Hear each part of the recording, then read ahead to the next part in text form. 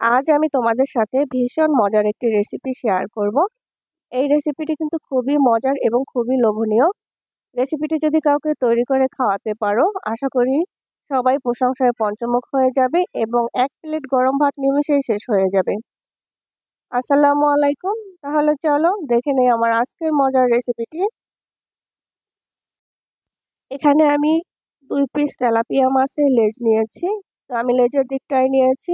তোমরা চাইলে পুরো মাছটাও নিতে পারো। কিন্তু মাছের যে পেটের অংশটা থাকে ওখানে বেশি তেল থাকে। তো এই রেসিপিটা কিন্তু বেশি তেল দিয়ে করা যায় না। তাহলে খেতে ভালো লাগে না।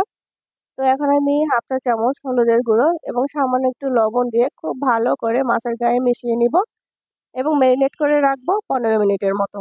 চলে যাচ্ছি পরবর্তী প্রসেসে। চুলায় একটা কড়াই বসিয়ে তাতে আমি 1/3 কাপ তেল দিয়ে দিয়েছি। তো এখানে আমি সরিষার তেল নিয়েছি। দিয়ে দিয়েছি মাছের লেজ ২ টা।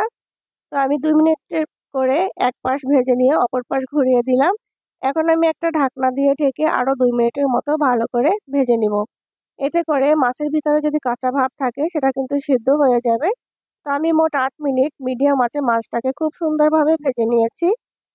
দেখতেই পাচ্ছ কত সুন্দর ভাজা হয়েছে। এ পর্যায়ে আমি একটা রসুন নিয়েছি এবং ২ টা কাঁচামরিচ এবং ২ টা টমেটোকে আমি ২ ভাগ করে ৪ ভাগ করে নিয়েছি এবং খুব ভালো করে ভেজে নিব তেলের সাথে। রসুনগুলো ভাজা হয়ে গেলে এখন আমি একটা বাটিতে তুলে নিচ্ছি। খুব সুন্দরভাবে কিন্তু রসুনগুলো ভাজা হয়েছে এবং সিদ্ধ হয়েছে। এই পর্যায়ে ঢাকনা দিয়ে ঢেকে আরও ২ মিনিটের মতো আমি টমেটোগুলোকেও ভেজে নিয়েছি। তো টমেটোগুলো কিন্তু খুব সুন্দরভাবে সিদ্ধ হয়েছে।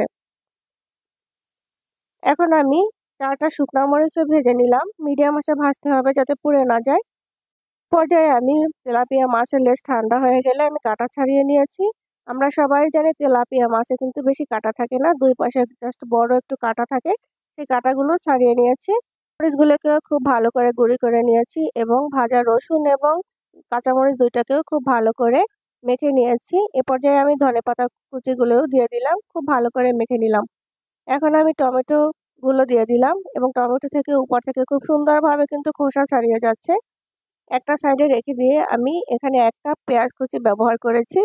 ১ চা চামচের মতো সরিষার তেল নিয়ে নিলাম। খুব সুন্দরভাবে এখন সবগুলো উপকরণকে ভালোভাবে হাত দিয়ে মেখে নিব।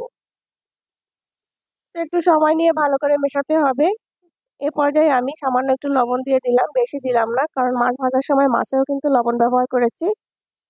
তো মাছের সাথে আমি সবগুলো উপকরণকে খুব ভালো করে মেখে নিয়েছি। এ পর্যায়ে আমি দিয়ে দিচ্ছি লেবু। এই ভর্তাটার সাথে লেবু ব্যবহার করলে কিন্তু ভীষণ ভালো লাগে খেতে এবং খুব সুন্দর একটা সুঘ্রাণ চলে আসে। তো আমি আবারও খুব সুন্দরভাবে হাত দিয়ে মেখে নিলাম। এ পর্যায়ে দেখিয়ে দিচ্ছি কতটা লোভনীয় হয়েছে এবং এই খাবারটা কিন্তু গরম ভাতের সাথে খেতে ভীষণ ভালো লাগে।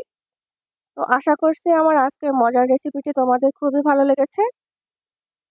যদি ভালো লেগে থাকে অবশ্যই লাইক দিবে, কমেন্ট করে জানাবে কেমন হয়েছে। চলে আসবো অন্য মজার কোনো রেসিপি নিয়ে। সে পর্যন্ত সবাই ভালো থাকবে, সুস্থ থাকবে। আল্লাহ হাফেজ।